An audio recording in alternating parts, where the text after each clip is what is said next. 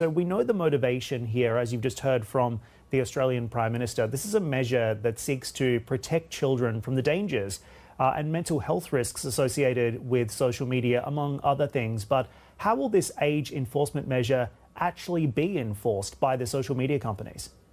Yeah, well, I mean, there's no plan, there's no idea about how or if it will work.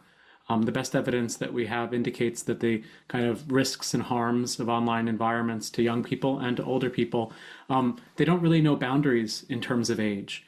And so many times, people propose kind of using facial scans or kind of having to use your passport in order to kind of log on to YouTube as a solution to the risks of the online world. But no, I mean, this is a very well-meant but very ill-conceived and poorly executed attempt to make the online world safer. Expand on that for me. You obviously have some serious reservations about the legislation that has been passed. So what do you take issue with most? Well, I mean, the science doesn't back it up. There are things that are really harmful and threatening about the online world. Things like online child sexual exploitation and grooming is right up there.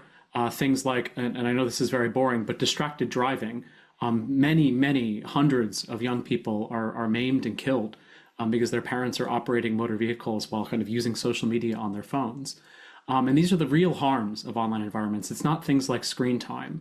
Yeah, absolutely, parents do need to have more resources to kind of tackle this and have important conversations. But legislation like this, it actually just takes responsibility off of platforms and puts it back directly on parents, kind of creating a law, a one-size-fits-all law that really isn't specific about, is Roblox in or Roblox out.